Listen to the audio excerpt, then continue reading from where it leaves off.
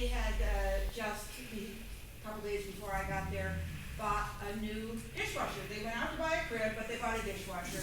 And that was the dresser drawer.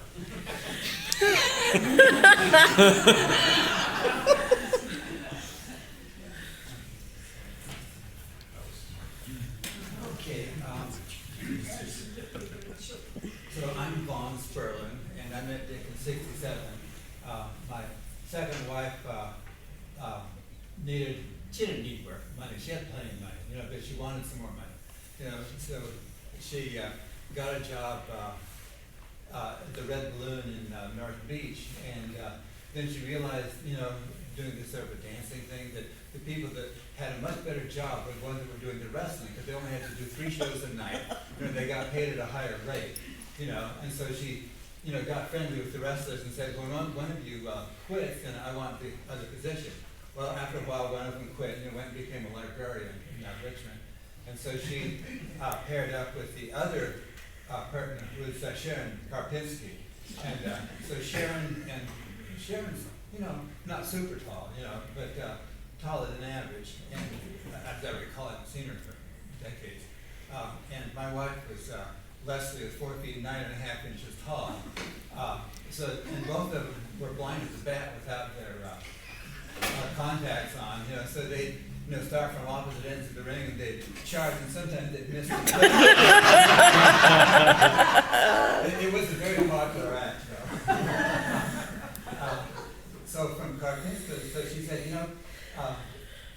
I was a math student at Berkeley, and Leslie said, you ought to meet Sharon's husband. He's kind of into math stuff, he's a pretty smart guy, so that's how I met Dick. I went out to their place, and people have mentioned the Orinda place several times. One of the things that sticks in my mind about the Orinda place, we're having dinner there one night. It was like a cold winter night, and we had, candle lit. We couldn't keep a candle lit around on the dinner table on a stormy night because the wind blew through that place.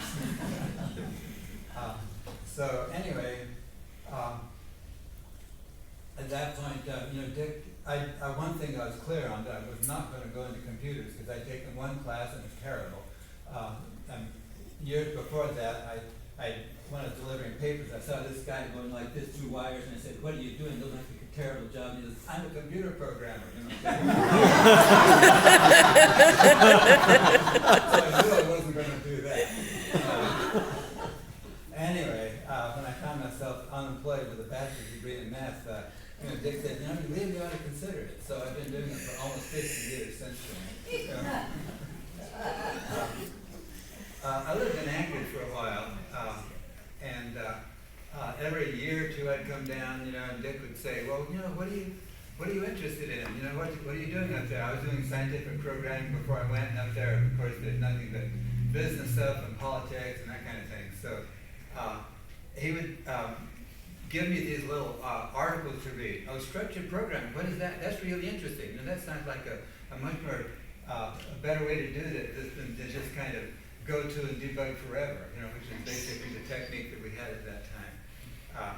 So that's one of the things that I remember about Dick, is every time we get together, which is every few years over the decades, he sort of, we talk about this and that, and what are you interested in? And he said, you ought to read this, you ought to read that. As everybody in this room knows, he had an endless list of things, for you to read. And so I brought some of these ideas up to Alaska, but they thought that'll never work, and of course that's how everybody does it now.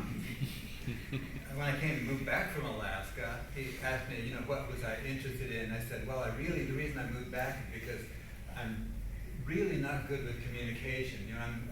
I'm more interested, rather than focus on some technical aspect, on something that would give me some, better experience that improving my communication skills. He said, San Francisco Sex Information. They do lots of drug communication. Yeah.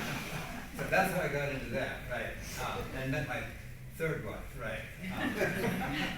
No, that was my fourth wife, right? By the way, for what it's worth, I have been married for 27 years now. I'm heterosexual and monogamous, and it really works for me. Everybody does whatever works for them. This is what works for me.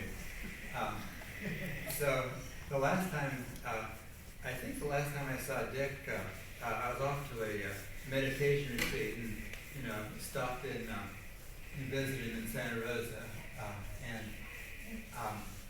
It's just, well, I heard about the cure for cancer, you know, and his work on that.